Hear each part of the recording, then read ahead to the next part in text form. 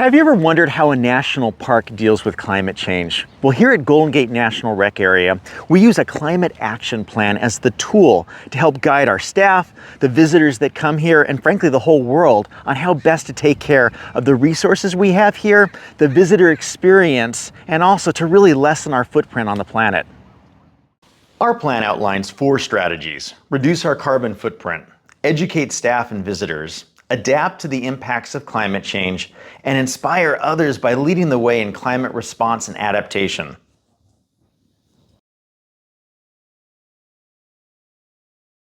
Our first priority is to minimize the park's contribution to climate change by reducing our overall carbon emissions.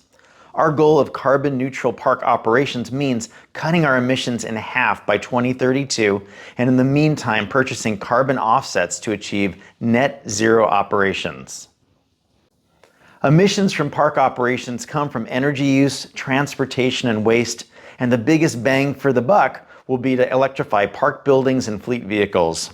By using more of our clean, renewable electricity, we will phase out carbon-emitting fossil fuels such as natural gas, propane, diesel, and gasoline. Alcatraz Island is one of the park's most visible assets. Unfortunately, powering it is one of the single biggest contributors to our carbon footprint. So we're working to revitalize the solar microgrid on Alcatraz to produce renewable electricity and reduce our reliance on diesel power generators. Our second strategy is to educate park staff, visitors, and the public on climate change causes and solutions. With more than 17 million visitors to the park annually, visitor travel generates a lot of emissions. But it also gives us a big opportunity to amplify our impact beyond park boundaries by encouraging people to reduce fossil fuel emissions in their own lives. We want to empower our public-facing staff with the latest on climate science and effective actions to slow climate change. A new Green Team group will provide resources that allow park staff to engage in productive, solution-oriented conversations with visitors. We also need to adapt to the current and predicted impacts of climate change. Sea level rise threatens beaches, roads, and structures.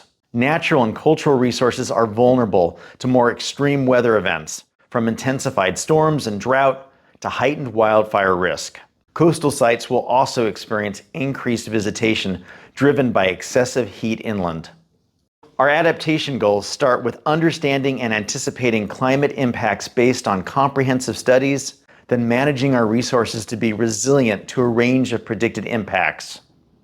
We can't do this work alone, so we will collaborate with other public agencies and organizations to overcome these challenges. We want these strategies to be a top priority for the park.